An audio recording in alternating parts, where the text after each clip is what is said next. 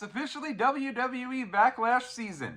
And while that may not have the same ring as Royal Rumble season or WrestleMania season, Backlash has presented some incredible moments, great matches, and even some hidden gems along the way. So in this video, I'm going to rank them. Every single WWE Backlash main event, from the worst to the best. Let's do this.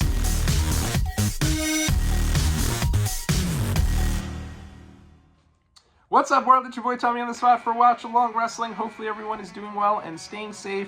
You know, Backlash 2024 is just a few days away and will be taking place live in Lyon, France. I'm very excited for it. And in building my anticipation for the show, what I decided to do was take a look back through the history of Backlash. You know, Backlash doesn't necessarily feel like it's been around all that long, but it's actually had 25 years of history in WWE. The first WWE Backlash took place way back in 1999, and while WWE has taken a hiatus or two from Backlash over the years, it's remained a pretty consistent traditional pay-per-view for the company. There's been 18 different Backlash events that historically have taken place the month after WrestleMania, though not always. And so it's possible that through the years, whether you had a bit of that WrestleMania malaise or a hangover from WrestleMania, so to speak, it's possible that you may have missed some of these Backlash matches through the years. While everything that takes place at WrestleMania is remembered forever, it's not always the case when it comes to Backlash or some of the B-level, so to speak, WWE pay-per-views. So that got me excited. I went back and I watched every single WWE Backlash pay-per-view, some main events. Some of those main events included Stone Cold Steve Austin, The Rock, Triple H, Jinder Mahal. And I went through each one of them and I put them in the order and ranked them from worst to best. Now, a couple of different factors as you're going into this, if you're thinking about some of the factors that played a role in my decision in terms of where they fell on this countdown.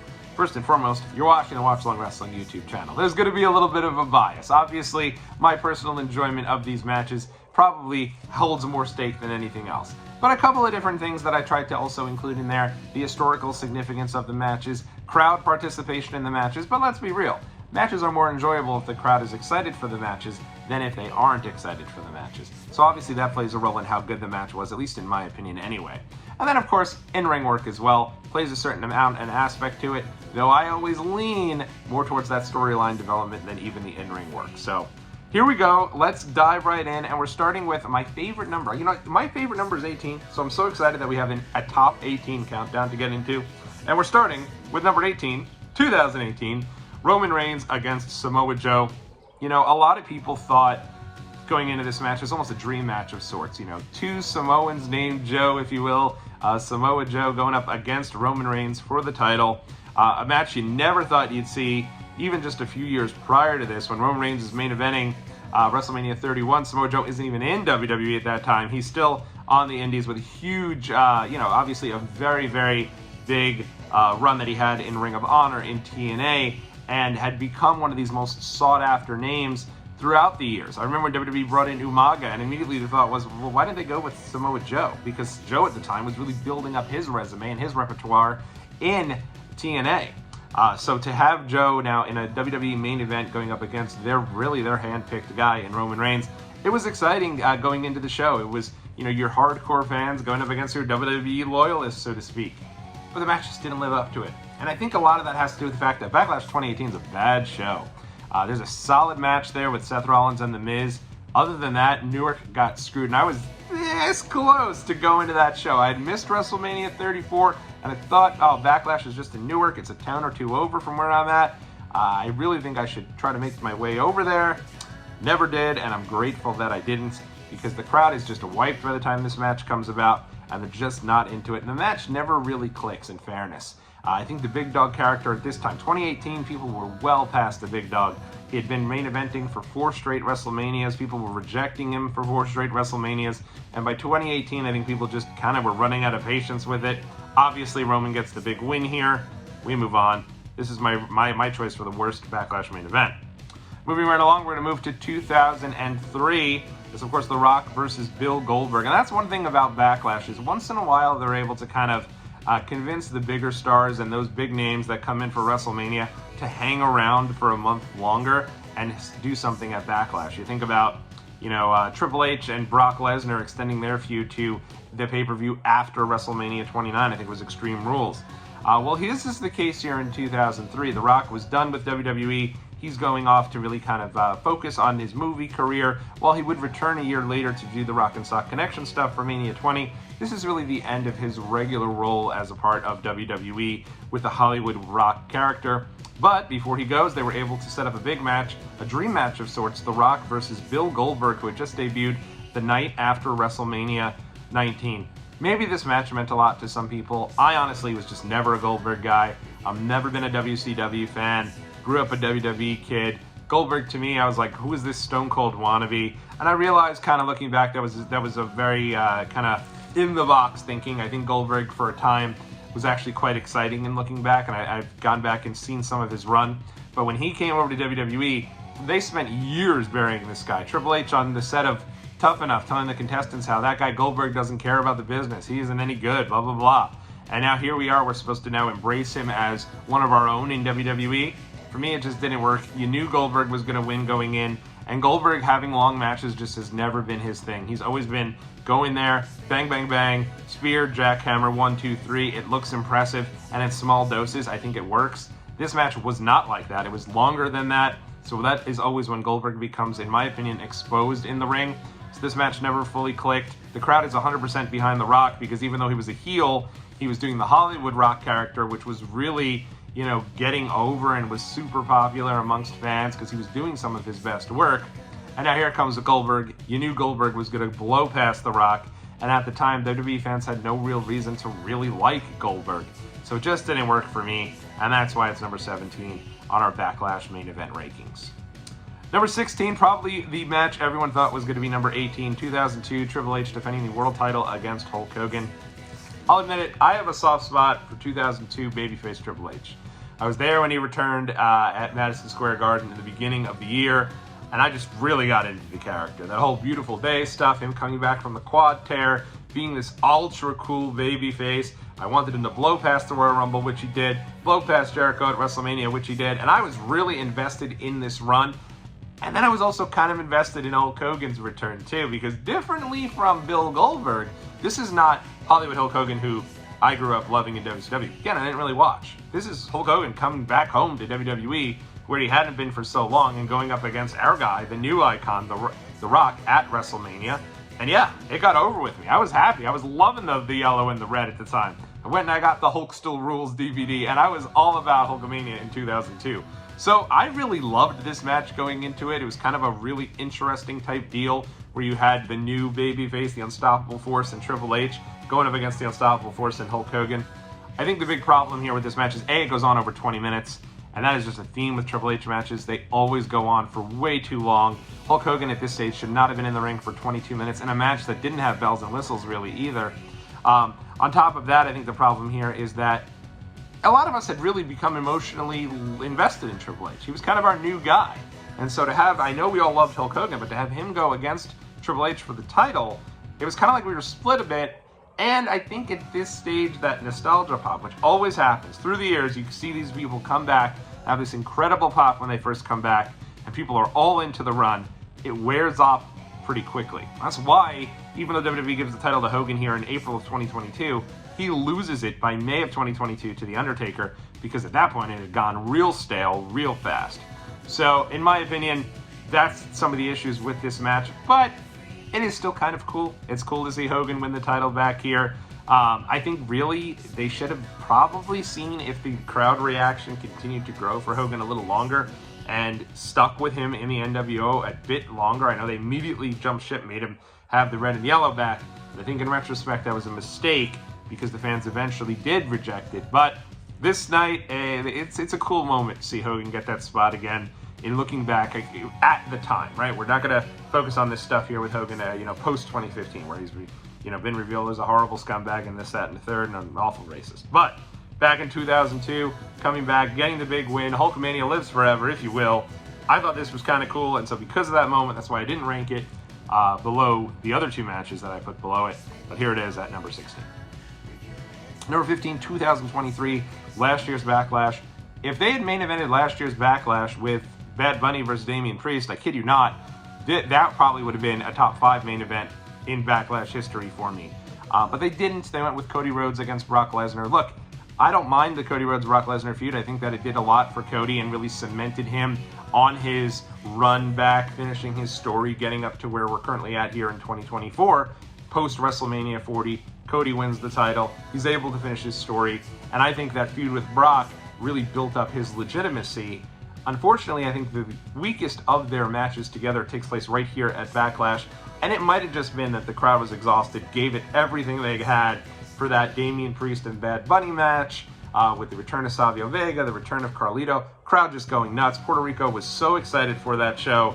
But with that being said, I think they were just tired by the time Brock and Cody got in there. Again, it's not a bad match by any means. It just lacks a lot of substance and there's not much point to it. And I think if they had their druthers to do it all over again, pretty sure they'd go with Damian Priest and Bad Bunny in the main event. Instead, we got Brock and Cody. Solid match. It's number 15 here on our rankings. Moving right along, number 14, very similarly, 2005, Triple H versus Batista. Now, this is another situation where I think you have the first... I think this match actually might be a little bit better in ring than the WrestleMania 21 match, but it takes place at Backlash. So at the end of the day, WrestleMania 21 is just going to live forever because it's a Mania 21 main event, and it's that crowning achievement of Batista and Triple H. The two of them have an even better match at Hell in a Cell just a couple months after this as kind of the culmination of their feud. In between those two matches, though, is this match here at Backlash 2005. It's an okay match. Again, it goes a bit too long, especially for where Batista was, I think, at this point in his career. Batista is very much over, though. I don't think I appreciated how big of a deal Batista was at this time. People are going absolutely insane for this guy at this show in Backlash 2005, so the crowd participation, I think, brings this up a bit. But obviously, you know, Batista gets the win, and then they go kind of the lazy route of just rematching the WrestleMania main event, where Batista gets the win again, because of course he should. He's obviously the new guy. It would have made no sense to go back to Hunter. Again, a solid match, but it falls to number 14 here on our ranking. Moving along to number 13, 2001. It is the two-man power trip versus the Brothers of Destruction. All the belts on the line. Stone Cold Steve Austin and Triple H taking on The Undertaker and Kane. And I think going into this one, you probably figured Kane was going to be the one to eat the pin, and he was.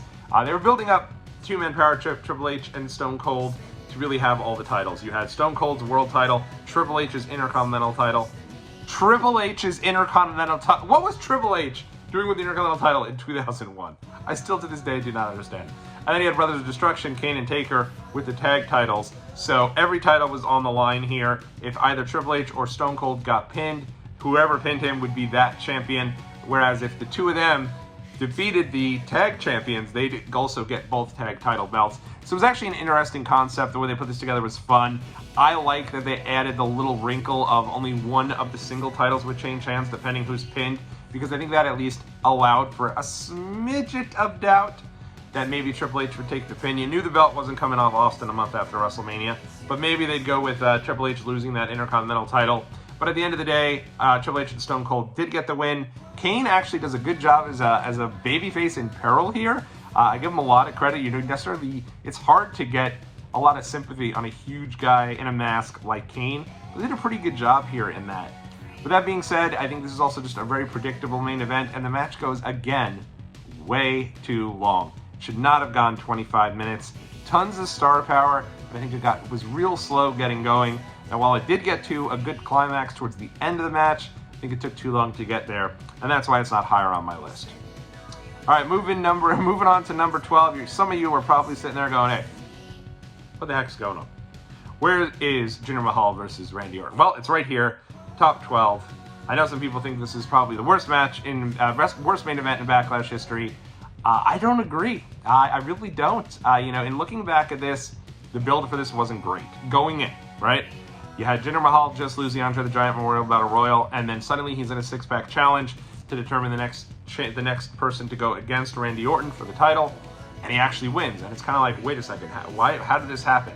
But I will say this, in going back and looking at it, the build of the modern-day Maharaja character, once he gets the Singh brothers and once he starts to move up a bit, is actually pretty good. And he gets a ton of momentum going into this match against Randy Orton, to the point that the Chicago crowd, who's one of the most passionate, smartest crowds, but who most of the time will root for that babyface, was really going for Jinder here. They were dueling "Let's go Jinder, Jinder sucks" chants, And the moment at the end of this match itself is solid. You know, Jinder Mahal was given the Singh brothers, who just bumped their ass off to make Jinder look like $1 million.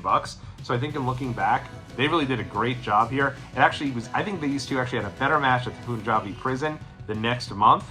But at the end of the day, I thought this was actually really good. Jinder gets the big win with the title here, and the response from the crowd is Undertaker losing the streak-esque. People are just up in arms, totally stunned that Jinder Mahal was the new world champion. And I really I think it worked. I looking back at this, I do not look back at this with the same negativity that a lot of people do. I think we didn't appreciate it at the time, but I think Jinder Mahal is a solid champion. Moving along to number 11, and I feel like if this match took place in front of a crowd, it'd be way higher on the list. It is 2021, the main event, Roman Reigns against Cesaro. I will be perfectly honest, I have a very hard time going back and watching anything pandemic era. It's weird, it doesn't quite translate well, and that includes what they were doing at this time with the whole deal where they had the whole, I don't know, Megaplex or whatever they called it. Thunderdome, there you go, Thunderdome. With all the screens and what have you. And at the end of the day, you know, that was better than when they were just doing it in a really oddly silent performance center.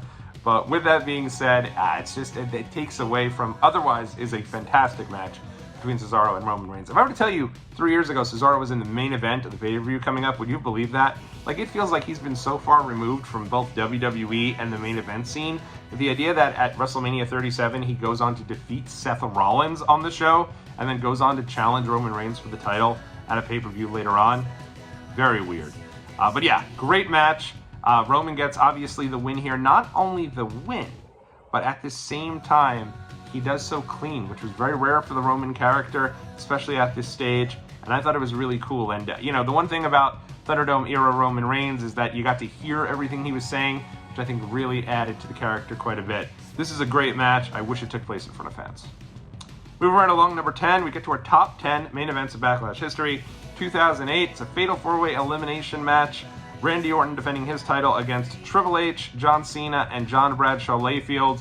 And I think my biggest gripe about this match is that, A, it's very good. This is not a bad match at all.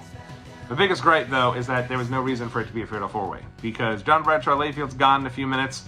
Oddly enough, John Cena's gone in about 10 minutes. I think John honestly was still recovering from his torn pectoral that he kind of rushed back for at the Rumble, because he does take a little while to get ramped up and back up and going. And so they're both gone by 10 minutes, and you get another 18 minutes of Triple H and Randy Orton. And then those guys, I feel like, had much better matches. It felt like we're going back to the well too much, too often. Little did we know we'd have another year of Triple H and Randy Orton. But it just felt like they had better matches when coming right out of Evolution in that era than they did in 2008 and certainly in 2009 with their lackluster WrestleMania main event. So, I don't know. This match is a good match. I just don't think it belongs any higher, just based on the really strange structure of the Fatal 4-Way Elimination match. Moving right along, 2020, and while I did say that I am not a fan of anything pandemic era, this is a match I have some fondness for. It's Edge against Randy Orton in the greatest match ever, which of course is silly, and of course is too much, but I will say this, and I stand behind this. At the time, it was a match we really needed. They added a lot of really fun elements to this. They played the announcement of Howard Finkel over the loudspeaker, introducing both wrestlers, and he had just passed away not too far before this, so that was a really nice touch. They piped in a lot of crowd noise, which really added to the excitement of the match. I know it was silly because it was all piped in noise, as opposed to that authentic crowd sound, but it was a pandemic. It's the weirdest era we've ever lived in, and probably, hopefully, the weirdest era we ever will live in. And they did what they could, and I think the effort there, going along with the idea that this match was a match that was actually pre-recorded over 2 separate days, because remember, Edge gets hurt in the match, and then has to come back and finish up the recording of it. You'd never know watching the match. The match is great. I think it's one of Edge's better matches since his return. They put everything into this match. It was so much fun, and yes, unfortunately, Edge, it's so sad with his return, because he comes back, and I think there would have been a lot of excitement going into WrestleMania 36 with his match with Orton in front of live fans. Obviously, that couldn't happen. And then he ends up getting hurt right after this match. But this is a gem for sure. Probably one of my favorite matches of the entire pandemic era is Edge and Randy Orton. The greatest match ever at WrestleMania Backlash in 2020. Moving right along, we're going to move to 2009 as a last man standing match between John Cena and Edge. And forever, I always wondered when John Cena changed his entrance from coming out and being super serious John Cena, and then away we go, right? To John Cena coming out, whoa! What's up, Stu? Great to see everyone! Put up my little never give up blanket, the little salute. Hey, let's go to work, and away we go. And it's actually in 2009 because Cena is silly John Cena here, and in 2008 he was not silly John Cena. This is a very good match. I actually thought it was very entertaining. I like the twist at the end with Big Show showing up, throwing John Cena up, and choke slamming him through the kind of big lighting structure. Made me miss the days where they had the different types of entrances for all the different pay-per-views, and they utilized it every single time they had a match like that, and here's no exception. So Edge would get the win over Cena, which I remember being very excited about at the time because Cena was still not losing very much. This did feel a little bit like we're going back to the well. Like, Edge and Cena had an amazing rivalry that I think ended in 2006, and now here we were going back to it in 2009. So I think that is probably the only detractor, but I'm picking, I'm just kind of pulling straws if I'm looking for a negative here. It's a very, very good match. I highly recommend checking that out. And it is number 8 here on our top WrestleMania Backlash main events of all time. Moving right along to number 7, it is 2006. Kind of a cool wrinkle here. They did the WrestleMania rematch between John Cena and Triple H, but rather than doing it straight up, they added Edge. This is a triple threat match I don't remember at all. I went back and checked it out. It is really good. This is some great stuff. Triple H bleeds an absolute gusher to the point where I do think it's a smidge distracting. He's so bloody in this match. It's like a crimson mask. I'm not even sure why. It feels a little bit random, but really strong match. I think it's a really good triple threat, and I think honestly, it was cool how they did this because I think coming out of WrestleMania, Edge had a ton of momentum after his match with Mick Foley, so it made sense for him to kind of get his way back into the title picture. So rather than going with this straight up rematch, which they did in 2005 with Triple H and Batista, rather than doing that again with John Cena and Triple H, you added Edge to the mix, which I think had a different type of element to it, and allowed that rivalry between Cena and Edge to kind of ramp back up and kind of move forward, that they'd be together pretty much the rest of that year. This is a really great match. Go check this one out from 2006. Just outside of our top 5, another great match here. We're going to 2022. I'm telling you right now, I'm not sure I watched this show. I just did not have any really memory of this show. Didn't remember much about it. I know coming out of the show, it's probably mostly remembered more so for that the rematch between Seth Rollins and Cody Rhodes. But this main event, the Bloodline versus Team RK Bro and Drew McIntyre, so they called themselves RK McBro, is awesome. This flies. I mean, it is so good. It made me really miss RK Bro. They come out, and when they're doing their introduction, you got Riddle on the scooter, and he's doing RK Bro, and the crowd is so into them. McIntyre as like the babyface, still kind of trying to get his big match and his win back since losing the title during that pandemic era, and coming back after Roman Reigns. He's still super hot at the time.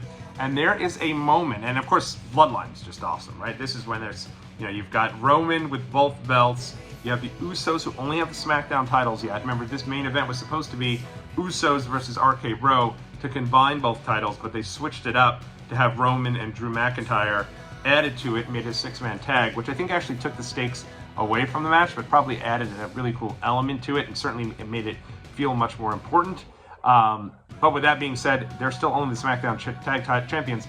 They eventually would win the Raw tag titles from RK Bro, and for a year or so, the Bloodline had all of the gold, which I thought was a really cool deal. So it was interesting seeing the Usos only with one set of tag titles. But Bloodline, just so much aura about them. Aura second to none. They just look so cool coming out. And I'll say this, we didn't appreciate it at the time, the full-time era of Roman Reigns. Him in the main event at every premium live event. That was a really good run for Roman. And he would go on to have a really great match with Riddle that I think they were building towards Roman and Randy Orton. There's a moment in this match where Roman gets an RKO, and Randy Orton flies through, hits him with an RKO, and the crowd goes completely nuts. And I think, honestly, the build at some point had to be to get to Roman Reigns and Randy Orton. I think probably for SummerSlam, because eventually they do Roman Reigns against Matt Riddle on SmackDown, which was an amazing match. One of the best, I'd say, of Roman's entire runs, if I'm being honest. And then it was clear that I don't think they were going to go back to Roman and Brock at SummerSlam after you've made this built up as like their kind of last match ever, the most stupendous WrestleMania main event to combine all the gold just a few months before this at WrestleMania 38. So I think it's probably supposed to be Randy Orton and Roman Reigns, and man, that would have hit. That would have been so much fun at the end of that SummerSlam to have that as the main event. I probably would have had to make my way down to Nashville. That would have been amazing. And you could feel the excitement over it when Randy hits that RKO on Roman Reigns. It's a shame we didn't get it. We still got plenty of time. Hopefully we get it at some point, because they had a banger way back at SummerSlam 2014, and this is like way before Roman Reigns is the performer he is now. So I can only imagine how that match would go now. But yeah, this six-man is incredible. Bloodline gets the win, but like not all that much chicanery. Like they all were kind of banging. They were all going through tables on the outside. Eventually this would lead to Clash at the Castle, which is one of the best pay-per-views WWE had that year, where Drew finally would get his match against Roman, a match that I thought was awesome, that I think doesn't get the love it deserves because it happens on the same show as Gunther and Sheamus. But I actually have it ranked even higher than Gunther and Sheamus, and Drew does not get the win, unfortunately. But they had a really strong rivalry here, and I love Drew kind of looking like the top babyface with his two kind of mid-level baby faces there with him in RK Bro. Just so good. This is such a great match. All right, here we go. The top 5 Backlash main events in WWE history, at least according to me. And here we go. Number 5 here on the list, 2016. WWE Backlash had taken a hiatus from 2009 and returned here in 2016. And it was not the traditional yearly slot for Backlash. It was not right after WrestleMania. Instead, this was right after the 2016 WWE Draft that I had spoken so highly of in my draft video the other day. It is the best use of the draft I think WWE has ever had, because they took it really serious. The vibe for Raw and SmackDown felt so different, and I think at this point, SmackDown in particular really felt like a really fun show to watch. It was a flyby 2 hours. Really focused on character development. Every single thing on the show meant something. It just had a really great and strong vibe, and it really begins here with the brand extension pay-per-view. First ever SmackDown only pay-per-view in 2016, and it was led by Dean Ambrose defending his championship against the phenomenal AJ Styles. And while that is the match I'm going to talk about, elsewhere on this card you really have, they crowned the first ever SmackDown Women's Champion. They crowned the first ever SmackDown Tag Team Champions. This is a fun show. If you have some time, go out and check this one out. And it's culminated by a fantastic main event. You know, Ambrose and AJ Styles. Who would have thought these two would be main eventing a WWE pay-per-view? Even when AJ finally debuts for WWE in 2016, he finally gets that opportunity. I think there was some trepidation of like, how far would WWE go with him? But once they gave him just a slither of an opportunity, he just took the ball and ran with it. Ends up having great matches with Roman Reigns, an incredible feud with John Cena, and now it got to a point where you could not go further with AJ Styles without giving him the title. And it sucks, because I think Ambrose was a really strong champion, but AJ Styles, the face that runs the place, becoming the champ that runs the camp. This match here is about 25 minutes, and it's two top guys at their peak, going at it. Such an underrated, almost forgotten feud. I think the James Ellsworth stuff kind of got a little too much involved in this feud. I think that it started out really good with Ellsworth, but by the end it was like, all right, enough. And I think that these two guys, though, really had underrated, underappreciated matches. This is a super strong main event. You look at up and down the card, really from 2004 all the way onward, many of these matches are gimmick matches. Many of these matches are multi-man matches. Not the case here. This is just two guys going at it in 2016, and such a fun time for WWE, kind of as they continue to look toward the future. And big win here for AJ Styles, probably the defining win of his career, and that's saying in WWE at this time. That's saying a lot, since he had just come off the big win at SummerSlam against John Cena. Moving right along, number 4 here on our list is going to be 2004, and for a long period of time, this match is probably even higher on my Backlash main events list, but because of everything that's gone on with Chris Benoit, it plays a certain role, especially this particular show. You don't see as much of it on the network, but if you have the DVD of Backlash 2004, there was so much Benoit stuff on this. This is really the champion coming home in his hometown. He gets the key to the city. There's a big celebration for him. You hear his father talking about how proud he is. You hear his time with his family. His family's in the front row. A lot of Benoit stuff. It's uncomfortable to a certain extent, and I think it detracts from the match a little bit. But with that being said, it is a really good match. I'd say it's probably not as good as the main event of WrestleMania 20, if I'm being honest. Number 3, we're going to go to Backlash 2007. It's going to be the Fatal 4-Way match. This one, in my opinion, much better than the one that came the next year with the Fatal 4-Way Elimination match, because it was just 4 guys, 1 fall to a finish. I think you can make a strong case. This might be the greatest Fatal 4-Way in WWE history. It's John Cena defending the title going in against Shawn Michaels and Rated RKO, Edge and Randy Orton in a Fatal 4-Way match. This is the continuation of the Shawn Michaels and John Cena feuds. They had the great matches at WrestleMania, probably the even better match, the 55-minute classic on Raw, going into this show. And then the Fatal 4-Way. And what's interesting about this Fatal 4-Way is this comes right off the heels of Randy Orton being sent home from the European tour. So there was a lot of thought he wouldn't even make it. But he's in the match, and you wouldn't even know anything was wrong. This is a really strong match. I'd say it probably would even be elevated higher if at the time, Shawn Michaels wasn't really a tag guy. He's part of DX at this point, and Rated RKO is also a tag team. So you figured going in, no chance is John Cena going to lose the belt here. Very predictable that he'd win. That being said, it's okay that he won. Back then, we all hated it, right? It was the worst possible thing. Oh, Cena wins again. I've had enough of this. And I think we were so frustrated by that we didn't appreciate the level of matches that he was having in 2007. And going back and reliving some of that stuff in 2007, I've grown an appreciation for it. It doesn't get much better than this match right here. Fatal 4-Way, the finish here is amazing, where you have Edge spearing, so it's Edge spearing Randy Orton. Cena picks up Edge for the FU, super kick to Cena, falls on Randy Orton. Shawn falls from his super kick, so he can't break up the pin, and a lifeless John Cena gets the win and keeps the belt. So cool. I love this match. It's one of my favorites. Number 2, and again, I went back and forth on this. I think, you can't go wrong with either one. If you're looking for best in-ring action, go with 2007, but if you're looking for storyline, it doesn't get much better than 99 and 2000. I'm going to go 99 at number 2, but just by a hair. It is The Rock versus Stone Cold Steve Austin. It is a rematch of the WrestleMania 15 match. Shane McMahon is the referee here, and the storyline is that Vince McMahon has a complete team of security surrounding Stephanie at all times, but he does need to go and help and make sure that Stone Cold doesn't get screwed out of the title here. So he makes an appearance, and in doing so, he ends up, first off, match is great. Filled with bells and whistles. They're going up, they're fighting all over the place, fighting in the stands, fighting over by the old Backlash entranceway and all the different pieces. I'm telling you, those old sets, it doesn't get much better than that. And there's the great moment where The Rock takes over the camera, the camcorder. He's filming the fans, comes around, Stone Cold flips on the bird, stunner through the table while he's got the camera. It's awesome. Such good stuff. These guys are just at their peaks at this point. And Shane is amazing. I love Shane McMahon. He's my favorite. I've made it very clear he's my favorite of all time. So him in the referee role here is about as good as it gets.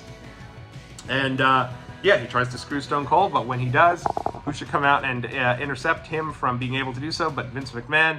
Comes out with another referee, comes out with the smoking skull belt that The Rock had disposed of prior.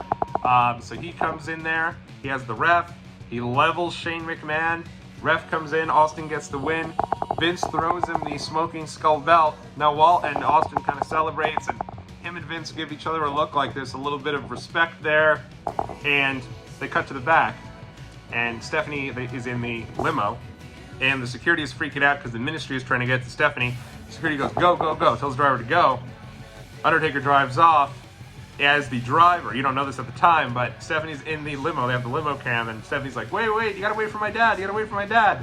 And so, as this is happening, driver pulls down his little shade, his window there, looks back at Stephanie, goes, where to, Stephanie? And this is how Undertaker kidnaps Stephanie as it goes off the air. Now, that might not be a part of the main event, but it's part of the close of this show, and it is such an iconic moment, so great.